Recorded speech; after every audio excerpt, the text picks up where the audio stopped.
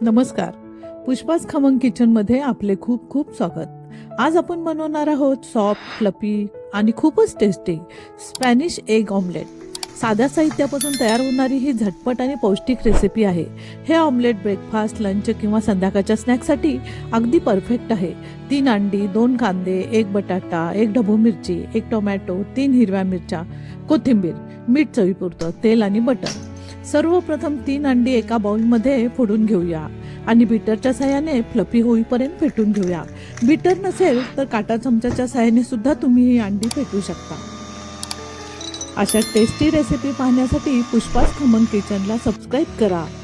आता यामध्ये चवीपुरतं मीठ घालूया. हे असं फेटून घेतल्यामुळे ऑमलेटला स्पंजी आणि मऊच टेक्स्चर येते. आता दुसरा बाउल घेऊन अगोदरच कट करून घेतलेले कांदे, टोमॅटोचे चौकोनी तुकडे, ढबू मिरची कट करून, 3 हिरव्या मिरच्या बारीक चिरून, बटाट्याची साल काढून कट करून घेतलेले तुकडे, बारीक चिरून घेतलेली कोथिंबीर आणि चवीपुरते मीठ घालून मिक्स करून घेऊया. हे मिश्रण मिक्स केल्यामुळे भाज्यांना छान मॅरिनेशन सारखा अप्रतिम फ्लेवर येतो. प्रोटीन आणि व्हिटॅमिनने भरलेली ही हेल्दी डिश आहे. बनवायला सोपी, खायला तर रुचकर. नक्की करून बघा.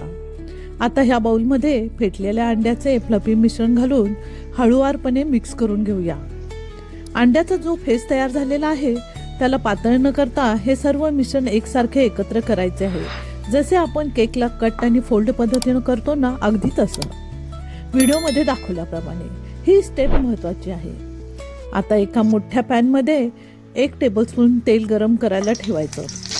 ते थोडं गरम झाल्यावर 1 टेबलस्पून बटरचा तुकडा या तेलात सोडायचा. बटर वितळू लागताच फेटलेले अंडे यात सोडायचे आणि हे सर्व मिश्रण या पॅनमध्ये ओतल्यानंतर थोडंसं स्पंजी पण होत आहे.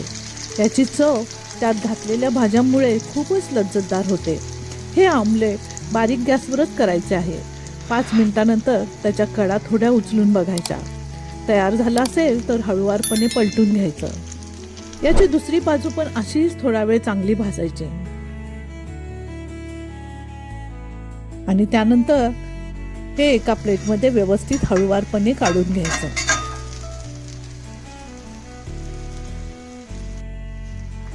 हे अंडा ऑमलेट तुम्ही नक्की करून बघा. हे खूपच हेल्दी आहे. अशा खमंग आणि हेल्दी रेसिपी पाहण्यासाठी पुष्पास खमंग किचनला लाईक, शेअर आणि सबस्क्राईब करायला विसरू नका. धन्यवाद.